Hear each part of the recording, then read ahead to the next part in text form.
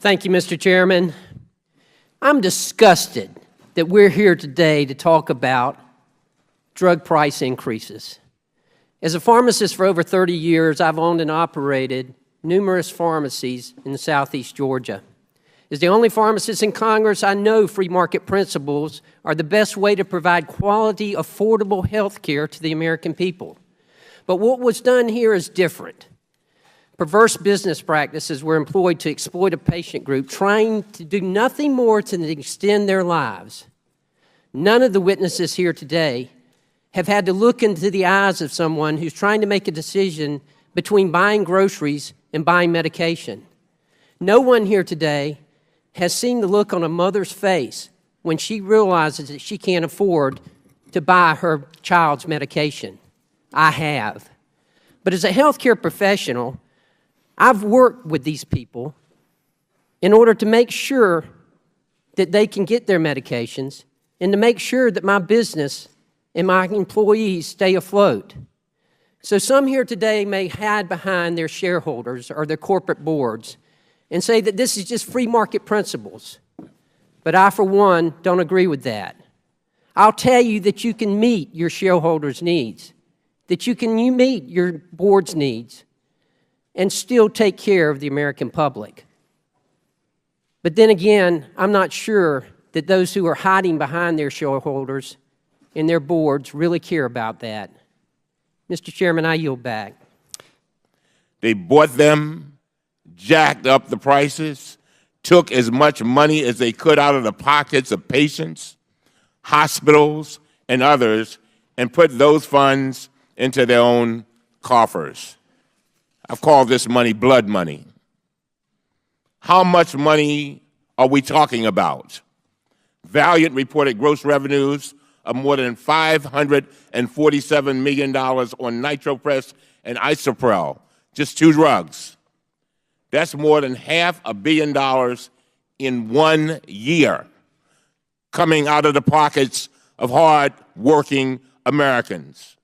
The company reported profits of $351 million on just these two drugs in 2015 alone.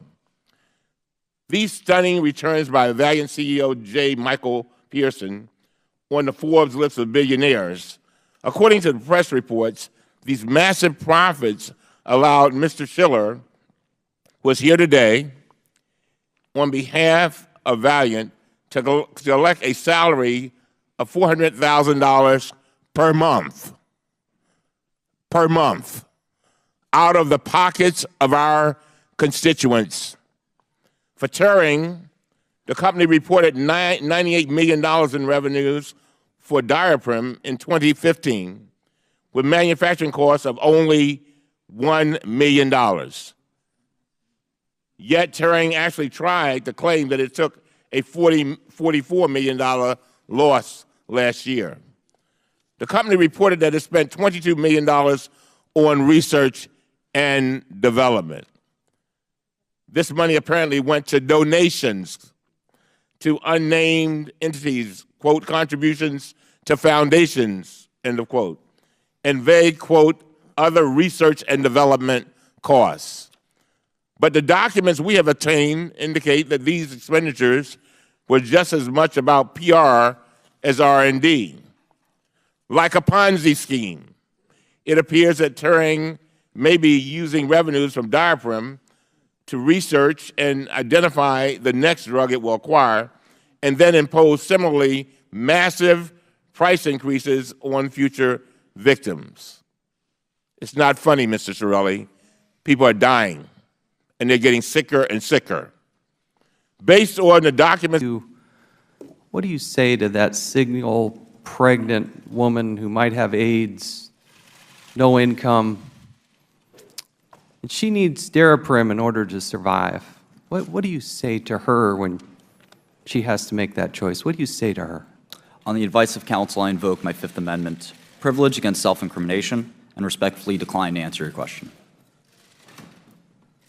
You were quoted as saying on Fox 5 in New York, you were quoted as saying, if you raise prices and you don't take that cash and put it back into research, I think it's despicable. I think you should not be in the drug business. We take all of our cash all of our extra profit and spend it on research for these patients, for other patients who have terrible life-threatening, life-ending diseases. Did you say that? On the advice of counsel, I invoke my Fifth Amendment privilege against self-incrimination and respectfully decline to answer your question. Do you think you've done anything wrong? On the advice of counsel, I invoke my Fifth Amendment privilege against self-incrimination and respectfully decline to answer your question. I'd like to yield time to Congressman Gowdy of South Carolina. Thank you, Mr. Chairman. Is it pronounced Shkreli? Yes, sir. See, there you can answer some questions. That one didn't incriminate you. I just want to make sure you understand you are welcome to answer questions, and not all of your answers are going to subject you to incrimination. You understand that, don't you? I intend to follow the advice of my counsel, not yours. I just want to make sure you're getting the right advice. You do know that not every disclosure can be subject to the Fifth Amendment assertion. Only those that are that you reasonably believe could be used in a criminal prosecution or could lead to other evidence. I intend to use the advice of my counsel, not yours. Do you also understand that you can waive your Fifth Amendment right? You gave an interview to a television station in New York where, if I understood you correctly, you couldn't wait to come educate the members of Congress on drug pricing, and this would be a great opportunity to do it. So do you understand you can waive your Fifth Amendment right? On the advice of counsel, I invoke my Fifth Amendment privilege against self-incrimination and respectfully decline to answer your question. Well, Mr. Chairman, I'm vexed. He's been willing to answer at least one question this morning. That one didn't subject him to incrimination. I don't think he's under indictment for the subject matter of this hearing. So the Fifth Amendment actually doesn't apply to answers that are not reasonably calculated to expose you to incrimination. And even if it did apply, he's welcome to waive it. And I listened to his interview. And he didn't have to be prodded to talk during that interview. He doesn't have to be prodded to tweet a whole lot or to show us his life on that little webcam he's got. So this is a great opportunity if you want to educate the members of Congress about drug pricing or what you called the fictitious case against you, or we can even talk about the purchase of is it Wu-Tang Clan? Is that the name of the album? Name of the group?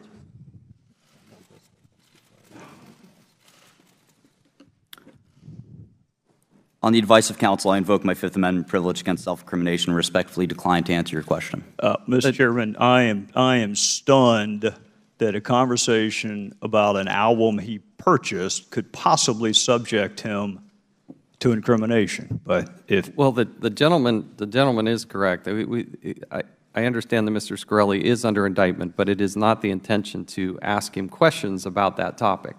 So if I understand it correctly, we're not going to ask him questions that are going to be in the subject matter of his current pending criminal charges.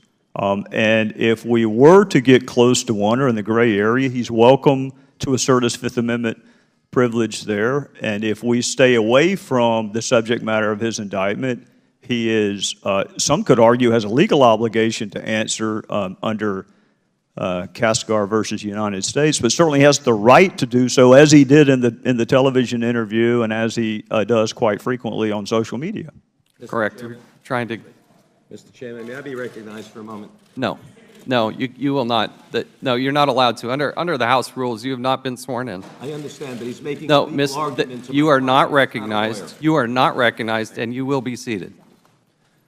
The gentleman from South Carolina is correct. We were trying to provide an opportunity to have a candid discussion about issues related to drug pricing.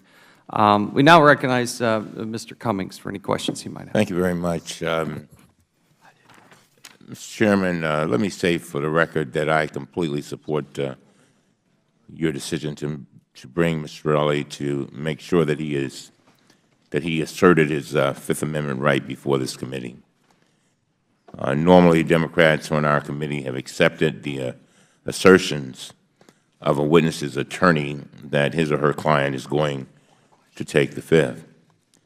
But in this case, Mr. Shkreli made a number of public comments himself, raising legitimate questions about his intentions. Honestly, I did not know whether he was even going to show up today, so it's nice to see you. But now that he has invoked his constitutional rights, of course I will respect his decision. To Mr. Shkreli, since I have you in front of me, after trying to get you in front of this committee for so long, let me say this. I want to ask you I want to plead with you to use any remaining influence you have over your former company to press them to lower the price of these drugs. You can look away if you like, but I wish you could see the faces of people, no matter what Ms. Retzlaff says, who cannot get the drugs that they need. And by the way, it's the taxpayers. Somebody's paying for these drugs. Somebody's paying. It's the taxpayers that end up paying for some of them. And those are our constituents. People's lives are at stake because of the price increases you impose and the access problems that have been created. You are in a unique position. You really are, sir. Rightly or wrongly, you've been viewed as the so-called bad boy of pharma. You have a spotlight, and you have a platform. You could use that attention to come clean, to right your wrongs, and to become one of the most effective patient advocates in the country, and one that can make a big difference in so many people's lives. I know you're smiling, but I'm very serious, sir. The way I see it, you can go down in history as the poster boy for greedy drug company executives, or you can change the system. Yeah, you. You've detailed the knowledge about drug companies and the system we have today, and I truly believe, are you listening? Yes. Thank you. I truly believe you could become a force of tremendous good. Of course, you can ignore this if you like, but all I ask is that you reflect on it. No, I don't ask, Mr. Shkreli, I beg that you reflect on it. There's so many people that could use your help. May God bless you.